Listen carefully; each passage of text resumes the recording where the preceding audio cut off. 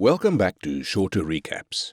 In today's video, we'll be recapping an action movie titled Dead or Alive, which was released in 2006.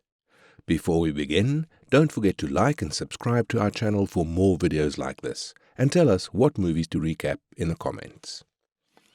The movie begins in a kingdom where its princess, Kasumi, is informed by a man named Hayabusa that her brother has reportedly died after he left the clan last year.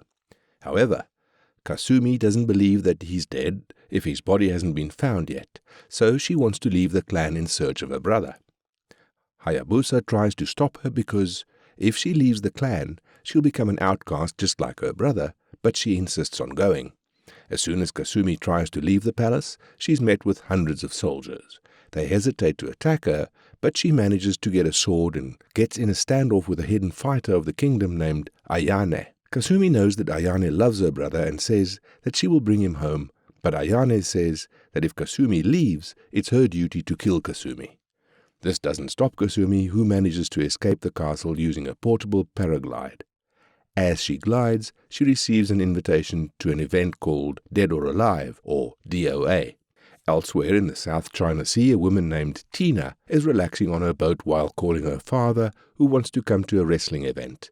It turns out that she's a pro wrestler like her father, but she had retired because she wants to stop fake fighting like in most pro wrestling. Suddenly, a band of pirates approaches the boat and plans to steal it, but they get their butts kicked by Tina until they fall off board. Afterwards, she receives the same invitation that Kasumi got to the DOA. Meanwhile, in a hotel room in Hong Kong, a woman named Christine had just finished showering when a few cops are waiting for her in her room. They reveal that she had stolen some money and diamonds from a vault because her partner has ratted her out, and they demand that she tell them where the diamonds are. Christine is being seductive and cooperative before she beats up the policeman and runs away in just her underwear. She then jumps onto a motorcycle and rides away when she gets the DOA invitation. The next scene shows us the DOA invitees sitting in a private jet on their way to the event. It turns out that Hayabusa is also invited, and he wants to help Kasumi find her brother. Meanwhile, Tina and her father, Bass, are sitting at the bar when she gets hit on by another invitee named Zach, who she simply brushes off. Christine also meets with his partner who ratted her out, Max, who is also invited to DOA to her surprise.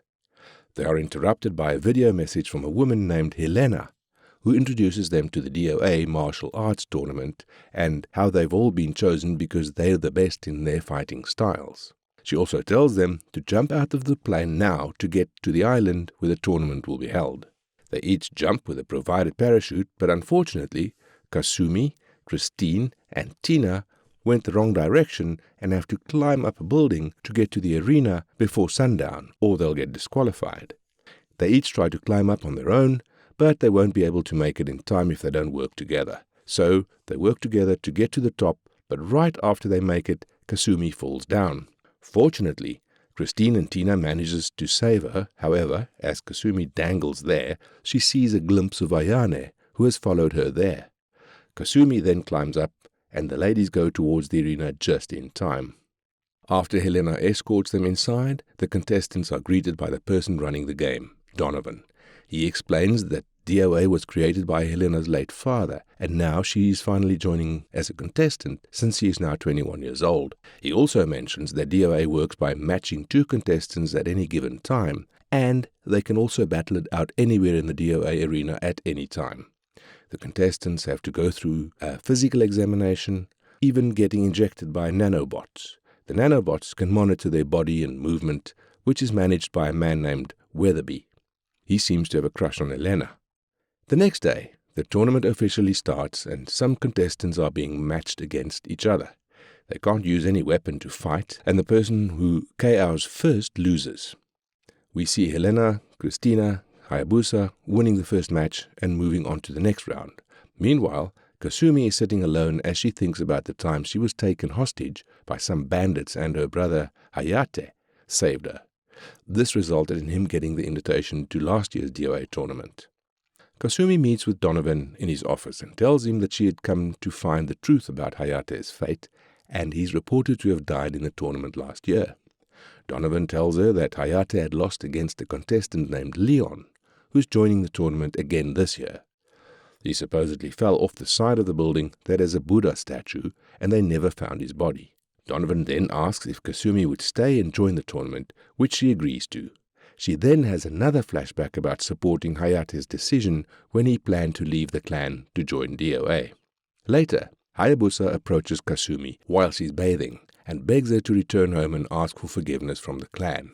She refuses and tells him about her suspicion that Donovan is lying about Hayate. Hayabusa promises to help her find the truth, and they have a tender moment before he leaves. In another room, Christine is having a romantic night with Max, who surprisingly won his first match. He reveals that he intentionally sent the cops after Christina so she can beat them up and get invited to the DOA. He plans a heist to get $100 million that is stored in a safe somewhere on the island, and apparently the location and code for the safe are related to Helena. Meanwhile, Donovan decides to match Kasumi against Leon like her brother. In her room, Kasumi is in front of a mirror when it suddenly breaks, revealing Ayane. They fight in the room until Leon comes in to fight Kasumi, so Ayane runs away and Kasumi continues to fight with Leon. Eventually, she manages to knock him out and wins the fight. Another pair that is matched is Tina and her father, who comes into her room as Christine is staying over because Kasumi's fight wrecked her room. He thinks that the two are having some fun together, so they decide to have the match tomorrow. The next day comes and Tina decides to have the fight on a raft in a pond.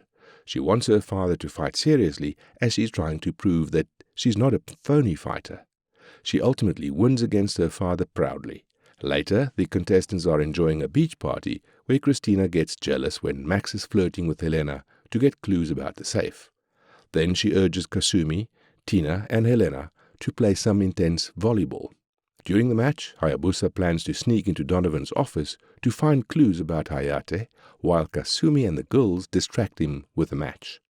Unfortunately, after fighting off many guards, he gets trapped inside Donovan's office. During the volleyball game, the ball gets deflated by a shuriken, which prompts Kasumi to hurry away from the beach and into a bamboo forest. There she meets Ayane, who fights her, which is cut short as Ayane runs away when the girls approach Kasumi to find out what's wrong. Back at the beach party, Max tells Christine about Helena's tattoo, but she isn't convinced that it's the code because Helena had showed it off to the girls. We see Weatherby finally making a move on Helena, and Zack persistently tries to seduce Tina. Tina plays nice with him before showing him that she's matched with him, and kicks him in the face. Zack complains about her ruining the party for everyone, so she agrees to fight him the next morning in the Forbidden Square. The two have an intense fight, but eventually, Tina wins and gains Zack's respect. Meanwhile, in the control room, Donovan and Weatherby are gathering data for the nanobots that have tracked the fighters during their matches. They also match Christina to fight Helena, where Christine catches a glance at another tattoo behind Helena's neck of a Buddha head and some characters. After winning the fight, she informs Max about it, who thinks that the safe is in the Buddha statue's head and the characters must be the code. It's the next day, and the remaining contestants are Christina, Kasumi, Hayabusa, and Tina. However, Kasumi is concerned because she hasn't heard from Hayabusa since yesterday, so she wants to go find him. Tina offers to come with her to help and urges Christina to come along. They sneak into Donovan's office while he is in the control room and has dismissed Weatherby for the day, who decides to spend time talking to Helena on some stairs.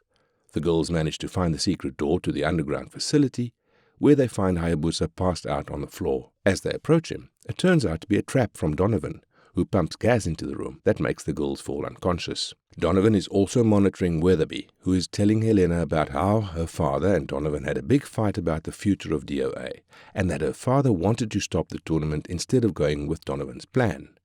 The day after the fight, Helena's father died, and Weatherby suspects that it's Donovan's doing.